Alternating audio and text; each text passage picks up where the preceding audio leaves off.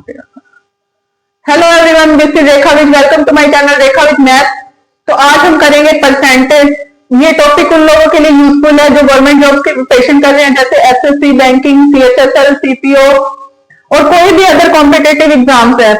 तो ज्यादा से ज्यादा वीडियो को लाइक करो, शेयर करो, कमेंट करो, जिससे ये वीडियो उन लोगों तक पहुंच सके जिन लोगों को इसकी नीड है, और चैनल को सब्सक्राइब करो। तो अब हम करेंगे परसेंटेज। अब हम करते हैं नेक्स्ट क्वेश्चन। नेक्स्ट क्वेश्चन में क्या दे रखा है? The radius of a circle is increase bye 12%, find change in it's area. कोई भी सर्कल है, उसके रेडियस में कितना इंक्रीज है? 12% का। इसको फ्रैक्शन फॉर्म में हम लिखेंगे। फ्रैक्शन फॉर्म में लिखेंगे तो आ जाएगा 3/25 इंक्रीज हो रहा है। तो रेडियस कितनी है? सबसे पहले 25। इसका जो एरिया कितना होगा? आर स्क्वायर लिखते हैं हम इसको, तो यहाँ पे भी आर हो गया 25। तो एरिया इसका कितना हो गया? R into R, 6 to 5। अब रेडियस इंक्रीज होगी 3 मीन्स 28। यहाँ पे भी 28 कितना हो गया? 784। अब दोनों में डिफरेंस कितना आ गया? 159 का आ गया। 159 upon this 6 to 5 into 100।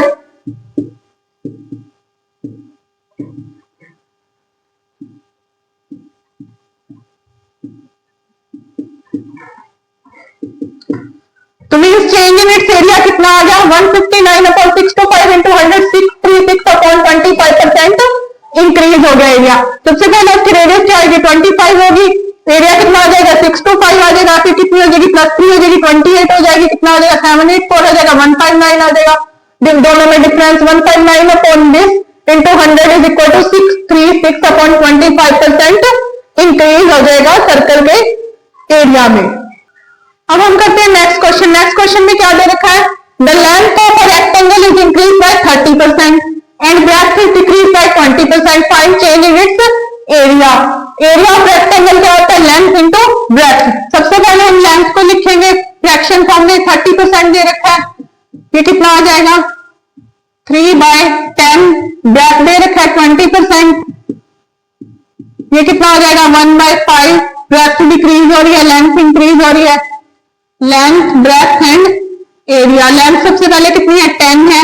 Breadth कितनी है? 5 है। तो एरिया कितना हो जाएगा? 10 इंटू 5 इज इक्वल टू 50। फिर लेंथ 3 इंक्रीज हो रही है, मीन 13 हो जाएगी। ब्रेड्थ डिक्रीज हो रही है बाय 1 से 4 हो जाएगी। दोनों को मल्टीप्लाई करेंगे, कितना हो जाएगा?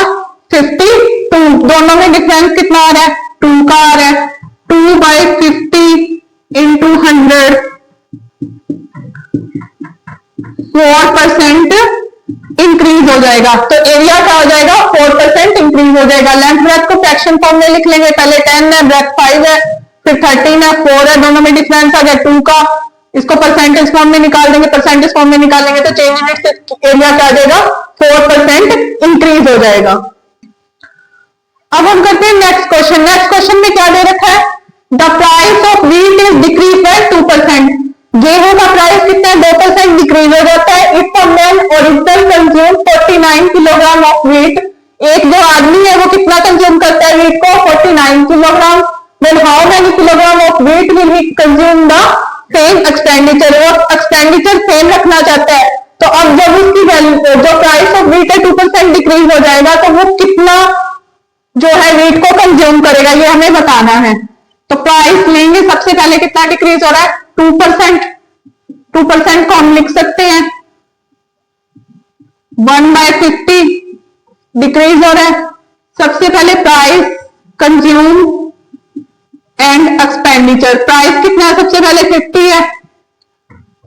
सबसे पहले प्राइस कितना? 50 है, तो वो कंज्यूम कितना कर रहा है? 49 किलोग्राम। दोनों को मल्टीप्लाई कर देंगे, एक्सपेंडिचर आ जाएगा कितना आ गया? 2450। अब उसका प्राइस डिक्रीज हो जाता है बाय 1 से, मीन्स प्राइस कितना हो गया उसका? 49।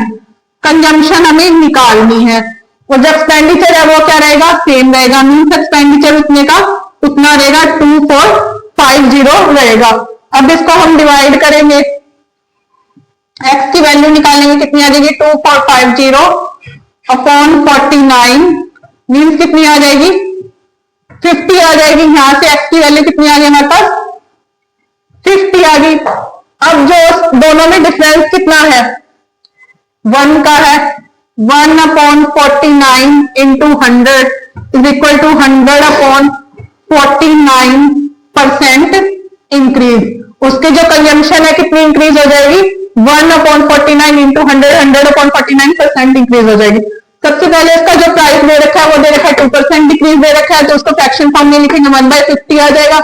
प्राइस 50 है तो कंजम्पशन उन्होंने दे रखी है 49 किलोग्राम की है, तो यहां से कितना आ जाएगा, एक्सपेंडिचर कितना आ जाएगा, 2450 आ जाएगा। फिर उसका जो प्राइस है कम होता है तो कितना आएगा, 49 हो जाएगा। कंजम्पशन हमें निकालनी, एक्सपेंडिचर सेम रहेगा, तो यहां से एक्स की वैल्यू निकालेंगे, एक्स की वैल्यू आ गई 50। इंक्रीज कितना होता है, 1 का 1/49 इंटू 100 100/49% कितना हो जाएगा, इंक्रीज हो जाएगा उसके कंजम्पशन में। अब हम करते हैं नेक्स्ट क्वेश्चन। नेक्स्ट क्वेश्चन में क्या दे रखा है, a person spend 60% of his income if his income increase by 15% and expenditure also increase bye 5%, find the change in it's saving. सबसे पहले जो एक पर्सन है उसकी जो इनकम ले लेंगे हम, यहाँ पे लिख लेंगे इनकम, यहाँ पे लिख लेंगे उसका एक्सपेंडिचर और यहाँ पे लिख लेंगे हम उसकी सेविंग्स। सबसे पहले उसकी इनकम मान लो 100 है, तो उसका जो कितने परसेंट करता है वो स्पेंड 60%, तो एक्सपेंडिचर कितना हो गया, 60 हो गया। सेविंग उसकी कितनी होगी, 40 होगी। अब उसकी इनकम में 15% इंक्रीज होता है, प्लस 15% इंक्रीज करना है, तो कितना हो जाएगा, 100 प्लस 15% को इंक्रीज करेंगे तो कितना आ जाएगा, जो एक्सपेंडिचर है वो क्या होता है, इंक्रीज बाय होता है 5%, तो 15% ऑफ 100 कितना हो जाएगा, यहां से देख लो ऐसे करके 115 होगा। अब 5% इंक्रीज होगा एक्सपेंडिचर में, तो इसको भी आप ऐसे ही लिख के कर लो, कितना इंक्रीज होगा, 5%।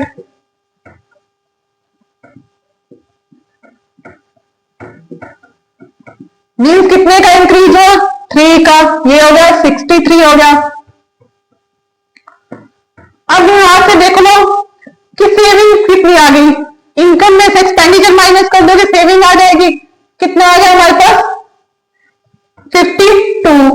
अब दोनों में डिफरेंस कितना आ गया, सेविंग्स में कितना आ गया 12 का, तो हमें निकालना था find the change in its savings. 12/40 into 100 30% increase होगी उसकी सेविंग्स। सबसे पहले उसकी इनकम है 100, एक्सपेंडिचर है उसका 60, तो सेविंग कितनी होगी 40, फिर उसकी इनकम इंक्रीज होगी बाय 15%। 15% कितना होगा, 100 का 115 होगा, 115 होगी। यहाँ से एक्सपेंडिचर में 5% इंक्रीज हुआ, 63 हो गया।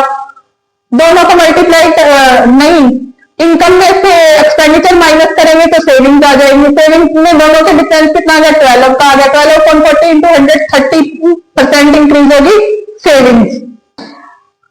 अब हम करते हैं नेक्स्ट क्वेश्चन। नेक्स्ट क्वेश्चन में क्या दे रखा है, a person spend 17% of his income if his income is increase by 24% and expenditure also increase by 15%, find the change in its savings. वही income, expenditure and saving. Income उसकी है 100, तो expenditure है उसका 70, सेविंग्स उसकी होगी 30। If his income is increase by 24%, कितना आ जाएगा 124। एक्सपेंडिचर इज इंक्रीज बाय 15%, कितना आ जाएगा 80.5। दोनों में डिफरेंस कितना आ गया,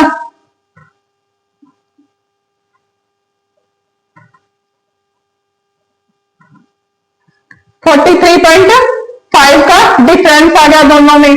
फिर उसके बाद क्या आएगा, सेविंग्स में डिफरेंस कितना आ गया उसके 13.5 अपॉन 30 इंटू 100,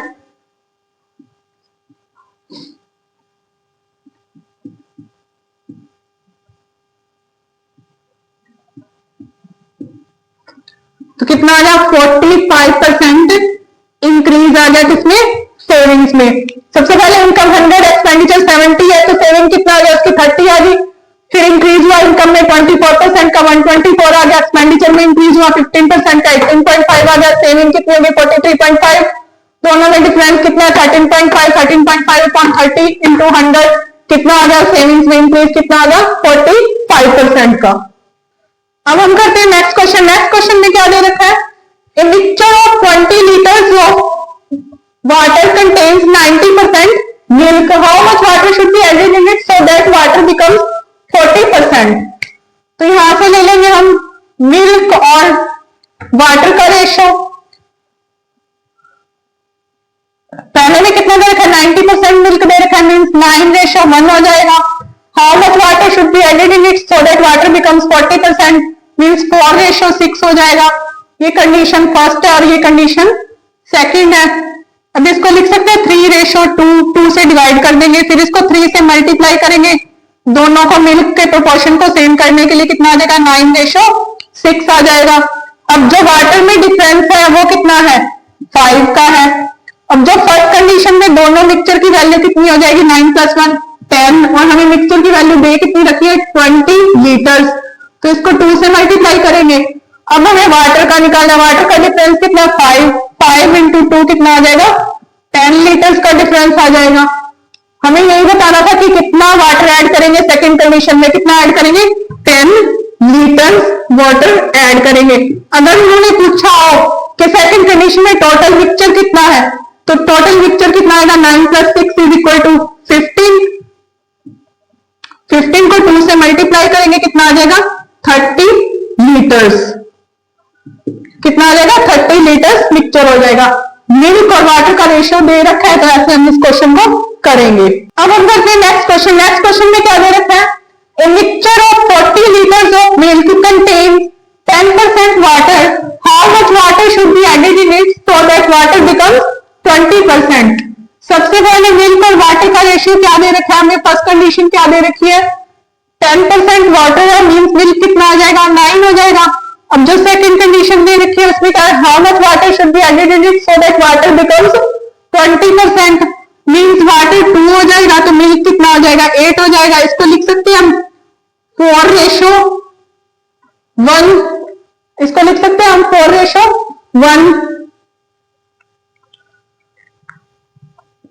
अब जो ये वाला मिल्क है इसमें वाटर इतना है, और ये वाला मिल्क है इसमें वाटर इतना है, दोनों को प्रोपोर्शन को हमें क्या करना पड़ेगा सेम करना पड़ेगा।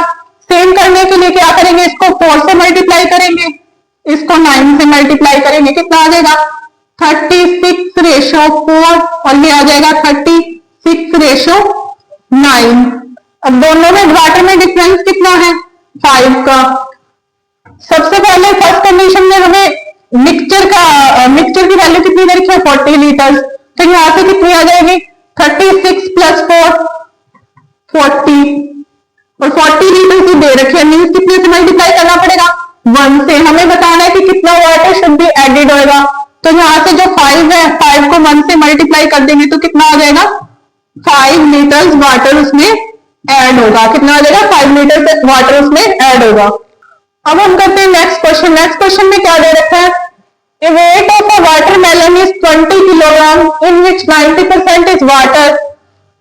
जो एक वाटरमेलन है वो 20 किलो का है, उसमें वाटर की वैल्यू कितनी है 90% है। आफ्टर 1 वीक, एक हफ्ते बाद some of the water is evaporated from it, कुछ पानी उसमें से क्या होता है सूख जाता है, due to which water remain 60% in the watermelon, जिससे क्या होता है उसके बीच का जो पानी है वो कितना रह जाता है 60% रह जाता है।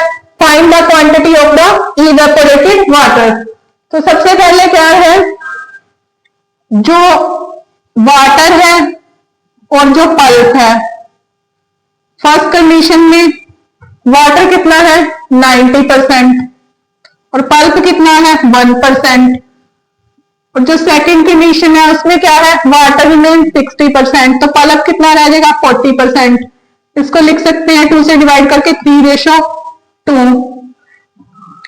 अब दोनों के पल्प की वैल्यू सेम करने के लिए फर्स्ट कंडीशन को 2 से मल्टीप्लाई कर देंगे, मीन कितनी होगी 18:2, और सेकंड कंडीशन में वही है 3:2। यहाँ पे क्या आ जाएगा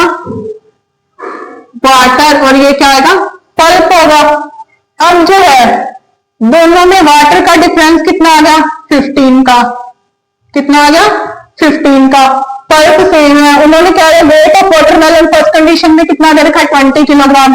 तो 18 प्लस 2 कितना आ गया, 20। यहाँ पे भी दोनों की वैल्यू कितनी आ गई, तो कितने से मल्टीप्लाई करना पड़ेगा, 1 से मल्टीप्लाई करना पड़ेगा। और हमें बताना है कि कितना वाटर इवेपोरेटेड हो गया, तो 15 को किससे मल्टीप्लाई कर देंगे, 1 से करेंगे, तो कितना वाटर इवेपोरेटेड हो गया, 15 किलोग्राम। अगर उन्होंने पूछा हो कि अब उसकी टोटल पल्प और वाटर को मिला के उसका वेट कितना रह गया, तो कितना आ गया, 5 यूनिट, 3 प्लस 2, 5 यूनिट को 1 से मल्टीप्लाई कर देंगे तो कितने का रह गया, वो 5 किलोग्राम का रह गया। 15 किलोग्राम उसमें से पानी निकल गया और 5 किलोग्राम वो रह गया। सबसे पहले वाटर और पल्प का रेशियो दे रखा है, वाटर कितना दे रखा है 9, तो पल्प कितना है 1। सेकंड कंडीशन में वाटर दे रखा है 60%, तो पल्प कितना रह जाएगा 40%। दोनों के पल्प की वैल्यू सेम करने के लिए फर्स्ट कंडीशन को 2 से मल्टीप्लाई कर देंगे, 18:2 आ जाएगा, ये 3:2 आ जाएगा। वाटर में डिफरेंस कितना है 15 का। और जो हमें weight of watermelon starting initial condition में कितना दे रखा है 20, और वैसे भी हमें 20 दे रखा है, तो कितने से मल्टीप्लाई करना पड़ेगा 1 से, तो वाटर कितना इवेपोरेटेड हो गया 15 किलोग्राम। और अगर पूछा हो तो पीछे उसकी वेट कितना रह गया वाटरमेलन का, तो 5 × 1 = 5 किलोग्राम। अब हम करते हैं नेक्स्ट क्वेश्चन। नेक्स्ट क्वेश्चन में क्या दे रखा है, फ्रेश फ्रूट दे रखे हैं contain 72% water and dry fruits contain 20% of water, then how many dry fruits are formed by 100 kilogram of fresh fruits? तो सबसे पहले क्या होगा, वाटर की और पल्प की वैल्यू लिखेंगे जब वो फ्रूट्स फ्रेश होंगे। कितनी आ जाएगी, 72 है वाटर, तो पल्प आ जाएगा 28, ये आ जाएगा 18 और ये आ जाएगा 7। फिर उसके बाद आ जाएगा सेकेंड कंडीशन में जब ड्राई फ्रूट्स हो जाएंगे तब उसमें वाटर कितना है 20%, तो पल्प कितना हो जाएगा 8, तो ये कितना आएगा 1:4। अब दोनों को सेम करने के लिए इसको दोबारा से 4 से मल्टीप्लाई करना पड़ेगा और इसको करना पड़ेगा 7 से मल्टीप्लाई, या पहले उसी फॉर्म में रहने दो। 72, 28, यहां से कितना आ जाए 7 और 28। मिक्सचर की टोटल वैल्यू कितनी होगी, मिक्सचर की नहीं, जो फ्रेश फ्रूट्स है उसकी टोटल वैल्यू कितनी होगी 100 होगी, और दे भी कितनी रखी है हमारे पास 100 किलोग्राम, तो कितने से मल्टीप्लाई करना पड़ेगा 1 से। और यहाँ पे कितनी होगी टोटल वैल्यू 35, 35 को 1 से मल्टीप्लाई करेंगे तो कितना आ जाएगा 35 kilogram. Means 100 kilogram of fresh fruit से हम कितने ड्राई फ्रूट्स बना सकते हैं, 25 किलोग्राम ड्राई फ्रूट्स बना सकते हैं। वाटर और पल्प की वैल्यू लिखनी है दोनों की, दोनों को पल्प को सेम करना है, उसके बाद क्या आएगा यहां से वैल्यू निकल आएगी। अब हम करते हैं नेक्स्ट क्वेश्चन। नेक्स्ट क्वेश्चन में क्या दे रखा है, the income of a man increase by 8000। कोई आदमी है उसकी इनकम 8000 इंक्रीज होती है। Now the rate of income tax become 15% from 18%। पहले उसे 18% इनकम टैक्स देना पड़ता था, अब उसे देना पड़ता है 15%। एंड इन बोथ कंडीशन 25% जो उसका इनकम है, उसका जो 25% है वो टैक्स फ्री है। Find initial income if he page equal income tax in both condition. उसकी इनिशियल इनकम निकालनी है। सबसे पहले हम ले लेते हैं उसकी इनकम क्या है, आई है, उसका 25% पार्ट क्या दे रखा है, टैक्स फ्री दे रखा है, मीन 75% पे उसे टैक्स देना पड़ेगा। तो पहले उसे इनकम टैक्स कितना देना पड़ता था 18%, और अब उसकी इनकम इंक्रीज होगी 8000 से, इसके 75% पे उसे टैक्स देना पड़ेगा क्योंकि 25% टैक्स फ्री है। अब उसे टैक्स देना पड़ता है 15%, तो यहां से 100 से 100 कैंसल हो गया, ये 6 पे 3 से कैंसल हो गए दोनों। यहां से अब हम इसे लिखेंगे, ये 100 से 100 ये भी कैंसिल हो गया, 75 से 75 ये भी कैंसिल हो गया। ये हमारे पास आ गया 6i is equal to 5i plus 40,000। तो यहां से i कितना हो गया हमारे पास 40,000। अब जो उसकी इनिशियल इनकम थी वो कितनी है 40,000 रुपीज। और अगर अब उसकी इनकम पूछे तो अब उसकी इनकम क्या बताओगे, न्यू इनकम उसकी क्या होगी, 8,000 से इंक्रीज हुई है तो कितनी हो जाएगी, 48,000 रुपीज। सबसे पहले क्या दे रखा है, उसकी इनकम स्टोर कर देंगे, आई है 25%, उसका टैक्स फ्री है, मीन 75% उसे टैक्स देना पड़ेगा। कितना टैक्स देना पड़ेगा, 18% टैक्स देना पड़ता था उसे, अब उसकी इनकम इंक्रीज हुई है तो 75% पे उसे टैक्स देना है, कितना देना है, 15% देना है। तो यहाँ से आई की वैल्यू निकाल लेंगे, यहाँ से इनकम कितनी आ गई उसकी, 40,000 रुपीज। तो उसकी न्यू इनकम पूछे तो 8,000 इंक्रीज हुई है तो कितनी हो जाएगी, 48,000। अब हम करते हैं नेक्स्ट क्वेश्चन। नेक्स्ट क्वेश्चन में क्या दे रखा है, the income of a man increase by 10,000 and now the rate of income tax become 15% from 20%। एक आदमी की इनकम इंक्रीज होती है बाय 10,000 से और जो इनकम टैक्स है वो डिक्रीज हो जाता है 20% से 15% हो जाता है। And in both conditions 20% of the income tax is tax free. Find initial income if he page equal income tax in both condition. सबसे पहले उसकी इनकम क्या आएगी, आई होगी, तो 20% ऑफ द इनकम उसका क्या है, टैक्स फ्री है, मीन्स उसे 80% पे टैक्स देना पड़ता होगा। कितना देना पड़ता है, 20%। और जो उसकी इनकम है इंक्रीज होगी 10,000 से, वही 20% टैक्स पे तो 80% पे टैक्स देना पड़ेगा। अब उसमें कितना टैक्स देना पड़ता है, 15%। 100 से 100 कैंसिल होगा, 5 से ये भी होगा डिवाइड, 18/100 से 18/100 ये भी होगा cancel. 4i is equal to 3i plus 30,000। तो यहां से उसकी इनिशियल इनकम कितनी आ गई, 30,000 रुपीज। इनिशियल इनकम कितनी आ गई, 30,000 रुपीज। अगर उसमें न्यू इनकम पूछी हो तो वो कितनी आ जाएगी, 30,000 plus 10,000 is equal to 40,000 rupees. सबसे पहले क्या करेंगे, उसके इनिशियल इनकम लेंगे, जितने पे टैक्स देना पड़ेगा उतना लेंगे, 80/100 लेंगे, कितना टैक्स देना पड़ता है, 20%, 20/100 लेंगे। फिर उसकी इनकम इंक्रीज हो जाती है, टैक्स देना पड़ता है 80% पे, फिर उसके बाद 15% उसको टैक्स देना पड़ता है। दोनों को सॉल्व करेंगे, इनकम आ जाएगी, उसकी इनकम आ जाएगी। तो अगर पूछा कि अब न्यू इनकम कितनी है उसकी, तो 10,000 ऐड कर देंगे, 40,000 रुपीज, इतनी उसके लिए इनकम आ जाएगी। तो आज के लिए इतना ही, थैंक यू।